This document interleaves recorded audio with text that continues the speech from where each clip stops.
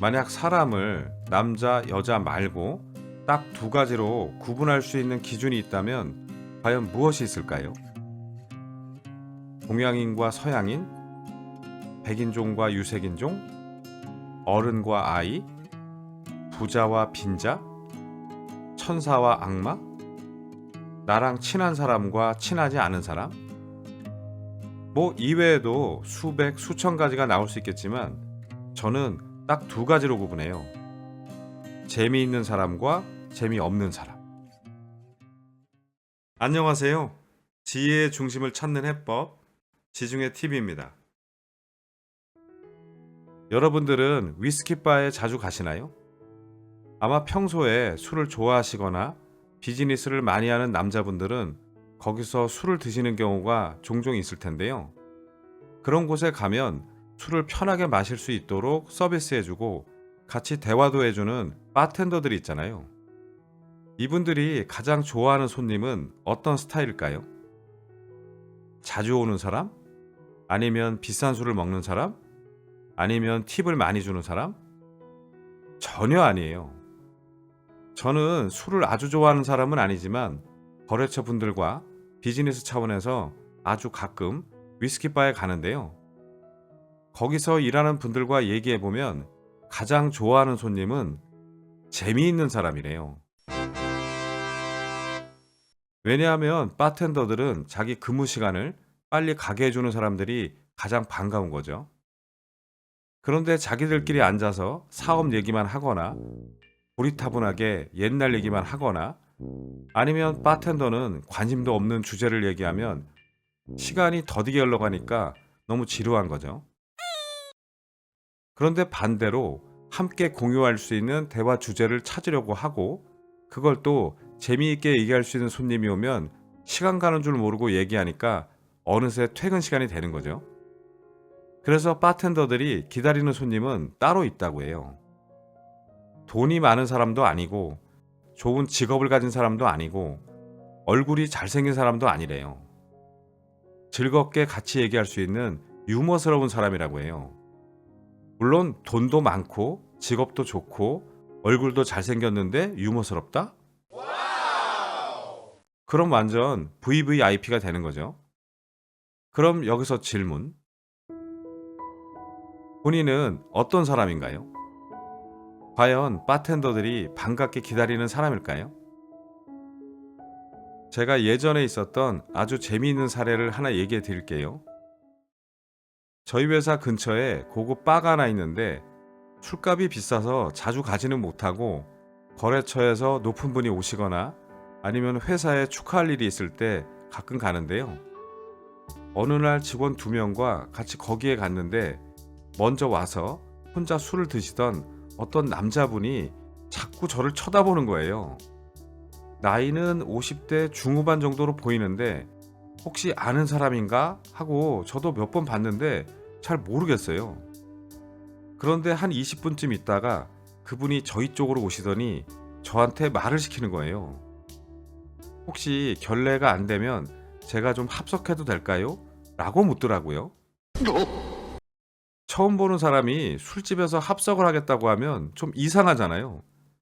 그래서 제가 아저씨, 술집에서 누군가와 합석을 하고 싶다면 어떤 조건이나 명분이 있어야 되지 않을까요? 라고 얘기했더니 그분이 그럼 여기 술값을 제가 내면 되겠습니까? 라고 하는 거예요. 그래서 제가 뭐라고 했는지 아세요? 아저씨, 가운데로 오시죠. 라고 했어요. 그리고 같이 술을 마시는데 저도 그렇고 회사 직원들도 그렇고 그 아저씨도 전화나 카톡, 문자가 너무 많이 오는 거예요. 그러니까 중간에 자꾸 대화가 끊기잖아요. 그래서 제가 이렇게 얘기했어요. 저희는 술 먹을 때 누구한테 방해받는 걸 아주 싫어합니다. 그래서 지금부터 휴대폰을 전부 압수하도록 하겠습니다. 라고 얘기했어요. 그리고 저희들과 바텐더 2분 것까지 모두 6개의 스마트폰을 제 앞에 가지런히 놓았어요. 자, 지금부터 1시간 동안 절대 전화를 받거나 답장을 할 수 없습니다. 벌칙으로 문자나 카톡이 오면 반잔, 전화가 오면 원샷을 하도록 하겠습니다. 그랬더니 모두 동의를 하겠대요.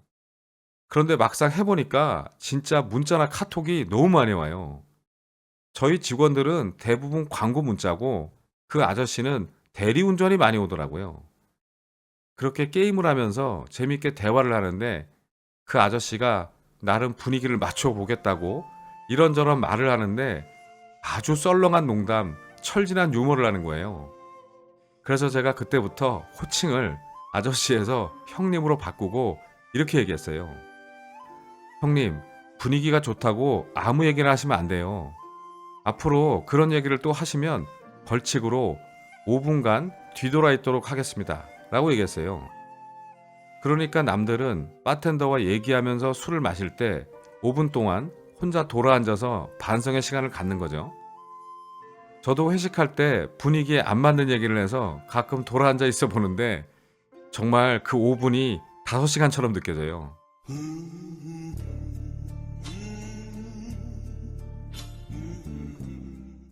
아무튼 재미있게 술을 마시고 나서 헤어질 때쯤 제가 그분께 이렇게 물어봤어요. 술집에서 처음 보는 사람과 합석하자고 얘기하기가 쉽지 않은데 어떻게 그런 용기를 내셨습니까? 라고 물어봤더니 저보고 이 술집에 자주 오냐고 묻더라고요. 그래서 2달에 한 번 정도 오는 것 같다고 하니까 자기는 일주일에 2~3번 오는 단골이래요. 그리고 자기랑 친한 바텐더가 있어서 그분과 항상 담소를 나누면서 술을 마시는데 오늘 저희 일행이 들어온 순간부터 자기 앞에 있는 바텐더가 몸만 자기 앞에 있지 귀와 온 신경이 저희한테 가 있더래요. 유체 이탈의 현장을 눈앞에서 목격하신 거죠. 그래서 도대체 저 친구들이 누구길래 그런 걸까 하고 너무 궁금해서 용기를 냈대요. 그래서 제가 그랬어요. 저희는 어디 가서 술을 마시든 특히 이런 바에서 술을 마실 때는 서비스를 하는 분들도 같이 즐거워야 된다고 생각해요. 그래서 함께 즐길 수 있는 문화를 만들고 가급적 바텐더가 관심 있고 같이 얘기할 수 있는 주제로 대화를 하려고 해요. 라고 했더니 감동하는 표정을 지으시더라고요. 아무튼 약속대로 그분이 계산을 하셨고 저희는 그만 일어나려고 하는데 그분이 명함을 하나 주신다는 거예요. 그냥 받으면 되는데 제가 건방지게 술집에서 만난 사람들끼리 뭐 명함을 주고받아요. 나중에 또 우연히 만났을 때 한잔하면 되죠. 라고 했더니 저한테 좀 배우고 싶은 게 있어서 연락을 하며 지내고 싶다는 거예요. 그래서 도대체 뭐 하는 분이지? 하고 명함을 자세히 보니까 아, 이분이 세계적인 생명보험회사의 CEO신 거예요. 그래서 제가 조금 전까지 아저씨, 형님 하다가 갑자기 사장님, 죽을 죄를 지었습니다. 라고 사과를 했어요.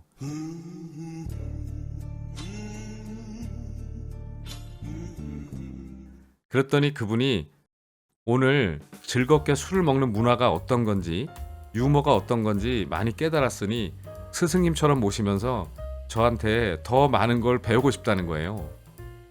제가 뭐 그 정도 수준의 사람은 아니지만 그래도 그렇게 큰 회사에 CEO가 인정해 주시고 배우고 싶다고 하니까 기분은 좋잖아요. 그래서 그분과 그 자리에서 조금 더 얘기하고 나중에 그분 회사에 가서 직원들 교육을 하게 됐어요.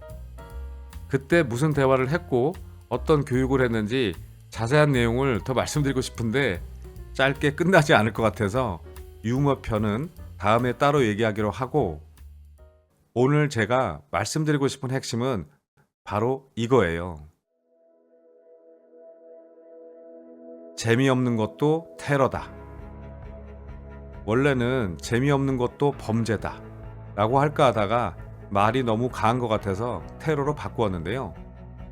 물론 이걸 인정하는 분도 있고 인정하지 않는 분도 있을 거예요. 내가 돈을 내는데 내 기준대로 하면 되는 거 아니야? 재미없어도 내가 갑이니까 내 마음대로 하면 되지. 만약 이런 생각을 가지고 있다면 그건 타인에게는 갑질이고 테러일 수 있다는 거예요. 그리고 그 생각을 바꾸지 못하면 아무리 돈이 많아도 아무리 좋은 직업을 가지고 있어도 아무리 잘생겨도 어디 가서 환영받지 못해요. 그리고 만약 그 사람이 한 가족의 아버지라면 또는 어떤 회사의 경영자라면 문제는 훨씬 더 심각해져요. 유머가 실종된 엄중하고 숨막히는 집에 누가 매일 들어오고 싶겠어요. 즐거움이 없는 회사에 누가 애사심을 가지겠어요. 재미없는 사람으로 산다는 건 본인뿐만 아니라 주변 사람들까지도 힘들게 할 수 있다는 걸 잘 아셔야 돼요.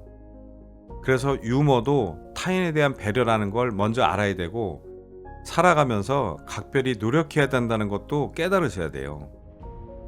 공감이 되시나요?